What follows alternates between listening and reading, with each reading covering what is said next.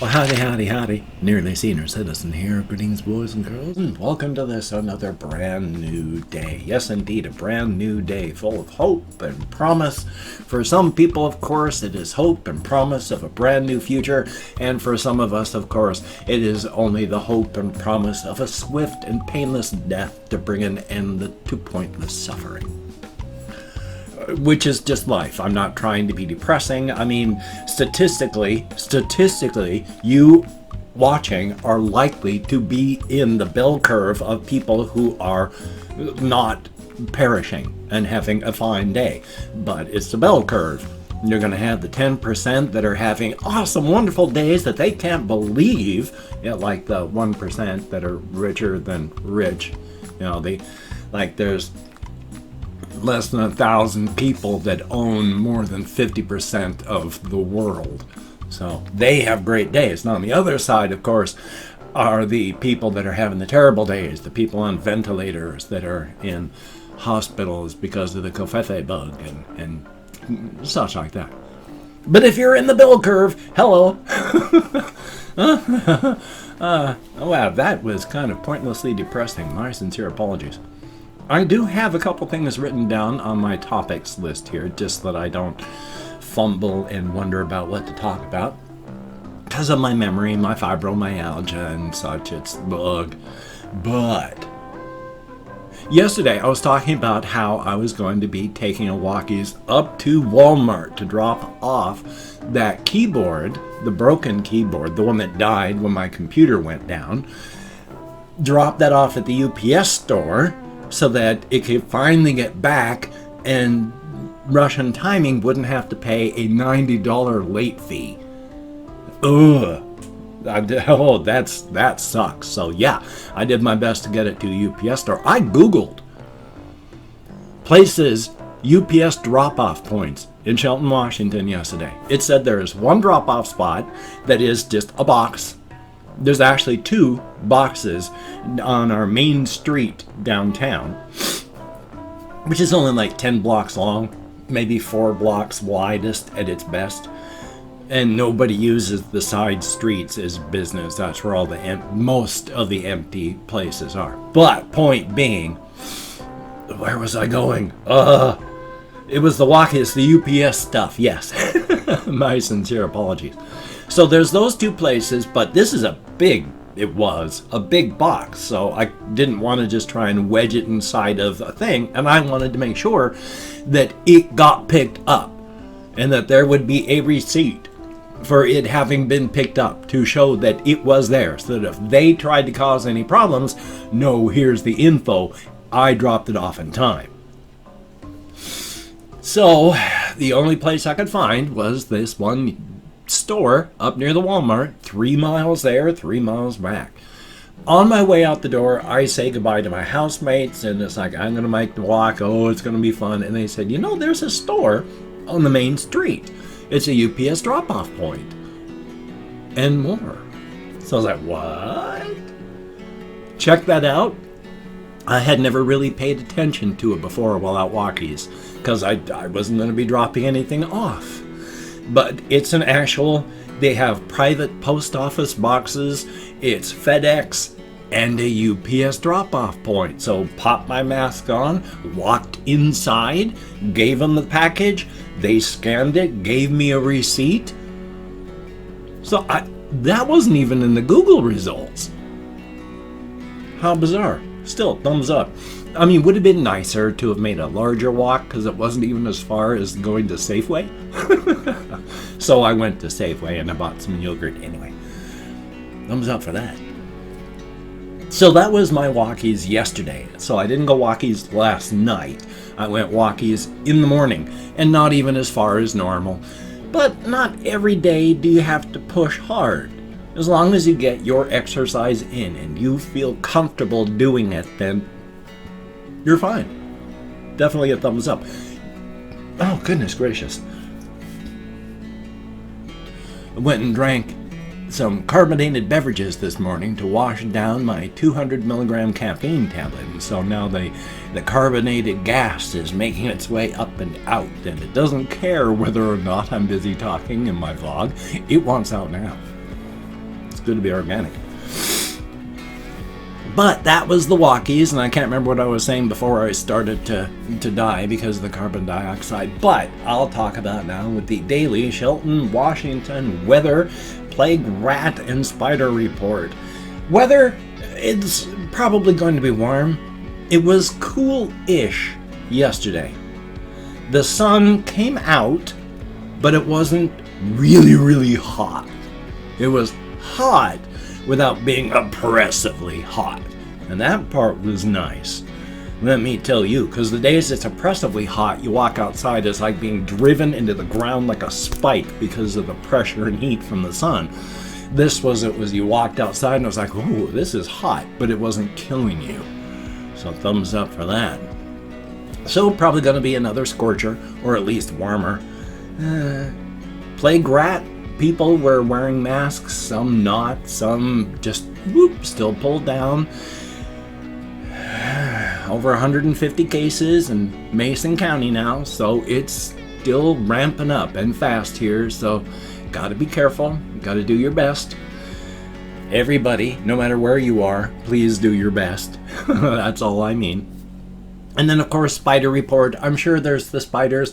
The one that was outside the door, it's still out there with its egg sac, but the other one is gone, so who knows? I mean, spiders are spiders. They travel. Thumbs up for that. Past that, though, oh boy. Now I have to talk about Gojira, and that's sad because I was crying. Now, I think I talked about yesterday how she was so cold the day before. And just, I was afraid she wasn't even going to live that day. Yesterday, she was doing better. She was running around, not running, but walking around. She was eating. I picked her up. She was fine. She's mature. She's got stuff going on. But she was better than she has been. And then, toward the end of the day, I picked her up and she might have wet tail because of the stress that was on her system when she almost died. I would assume that's the issue because wet tail is a kind of bacterial infection. When their immune system gets low enough, they get wet tail. It's like with people. We have normal bugs in our lungs. When we get pneumonia, it's because our immune system went down enough that the bugs grew up, and then we get really sick and we can die.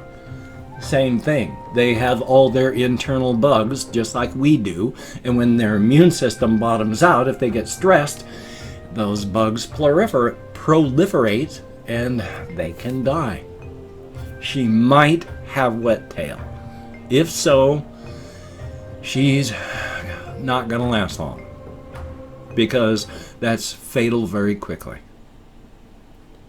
I don't know if she does for sure. I haven't bothered her this morning. She has been sleeping, and so she's down there breathing and clicking. It's still the fast, quick breathing. So I'll have to let you know tomorrow how she's doing. But here's hoping.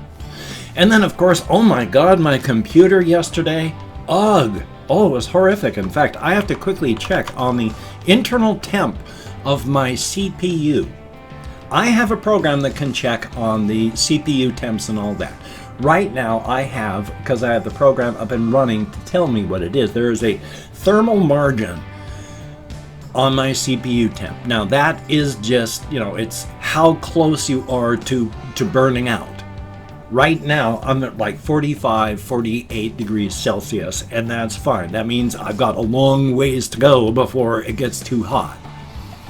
Yesterday, with nothing going on, no real programs hitting stuff hard, it was like 15 degrees before it was going to bottom out that way. So I ran another program called Specky that gives you exact, oh God, my nose is just itching. My sincere apologies. Gives you exact readings. I don't have it up and running and I can't call it up now, but it also checks the temps on things. It gives you, God's above. I do not know why my nose is so itchy. My sincere apologies. But it lets you know the exact temp on your CPU. Now in Celsius, of course, what is it? 100 is the boiling point of water. my CPU temp was 95 Celsius. So my actual chip is like almost ready to boil water. The rest of my system is so close. And then I'm running Firefox with too many tabs, admitted. But then the next thing I know, blue screen. So after it finished getting all the info and rebooting, I turned it off, cracked open the side panel, took the fan that I have outside and propped it inside. Well, I mean, not inside the thing, but this is the computer case. And then the side panel goes like this because I took the screws out, clunked it so that I could move it. I put the fan here. So it comes out, opens up in that triangle, and right here at the base of the triangle, I had the fan blowing right into the machine. Oh man, and even that, it brought it from 15 only up to like 25 as a thermal margin. Ugh! So hopefully it was just an anomaly, the standard heat, because I had the box fan, that fan, the fan down at the end of the hall, all blowing air, and oy vey. So hopefully that's not going to happen again. I'd mentioned before that for when finally I can get the seeds to germinate properly and not just do nothing or die like they have twice so far, when I can finally get some, oh boy, huge lag on my Logitech camera, hopefully it's not messed up, but when I finally get some growing and can germinate and then can plant and then get some plants growing, this little side fan that I've got is to keep the air circulating around your growing plants. Until that time, right now, I have the side panel still cracked open, only about this far. The little fan is clipped onto the side of Gojira's bin home, and it's blowing at a low rate, but still it's a good fan, right into the innards, and then hopefully onto the water-cooled CPU. So here's hoping. Past that, though, let's see if there's anything else on here. Oh my gosh, there's not really.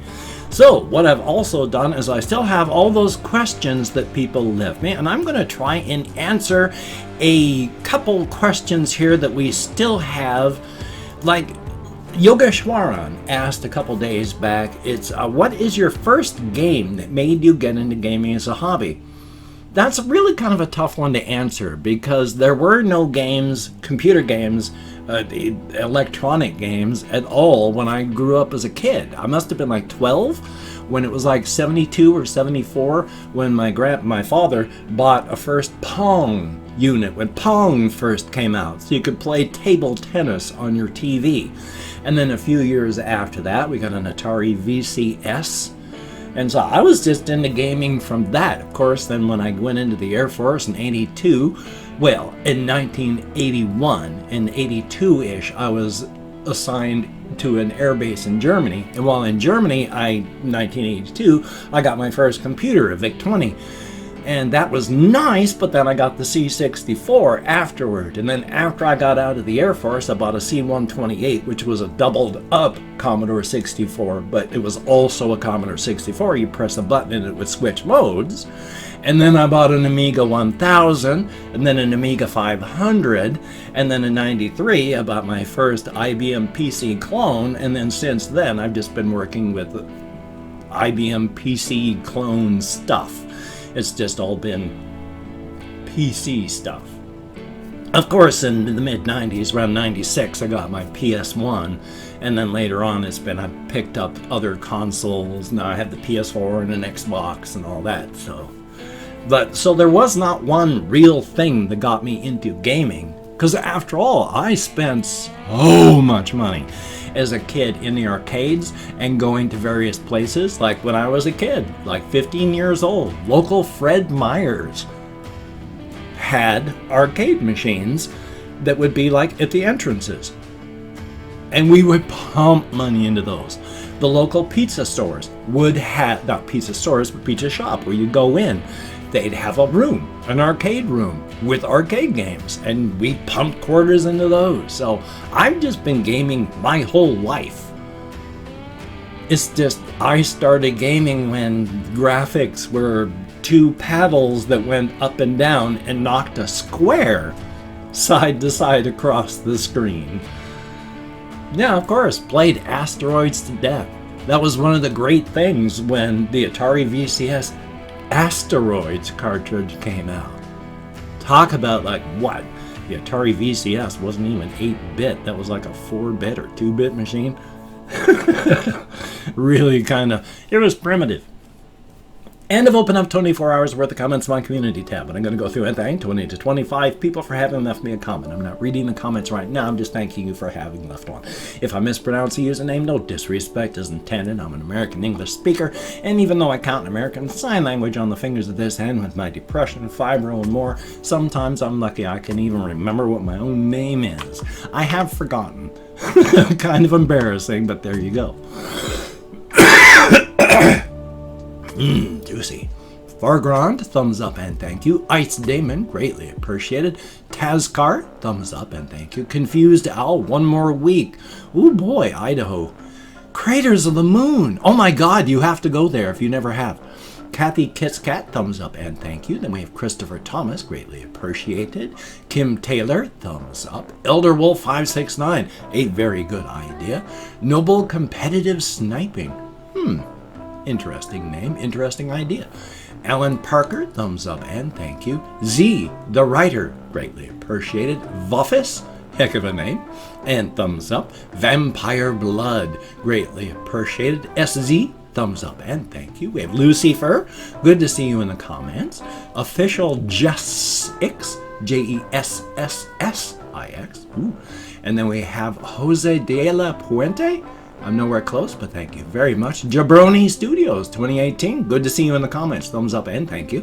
Mr. Sugar, thumbs up. And then we have Sebastian Ferris. Greatly appreciated. Dr. Septic.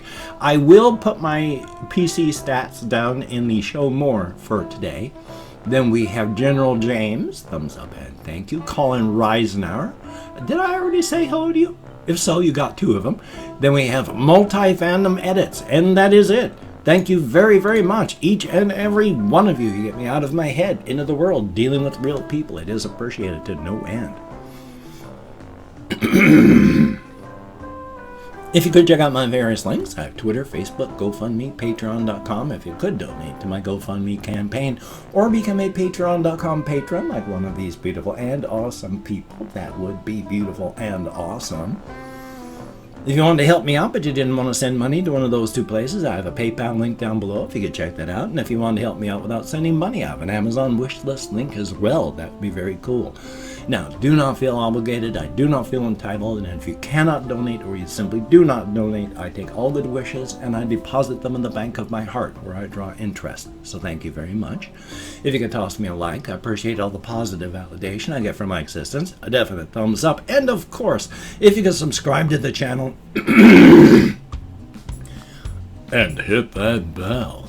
That would be very cool, greatly appreciated. I would understand if you did not wish to, but if you were down with it, I will do my best to keep you entertained from now until the literal end of time. Very cool. Well, son of a gun, it's going to be a hot day. Hopefully not so hot my computer dies. But I got this video you've been watching, hopefully anyway. I have another video I need to record, edit, and render. So thumbs up on that. It's going to be a busy day no matter what. So, you take care. Have a great day today. I will see you on the flip side, my friend. That is a very good thing. And remember, practice your practice your social distancing. Wear a mask, please.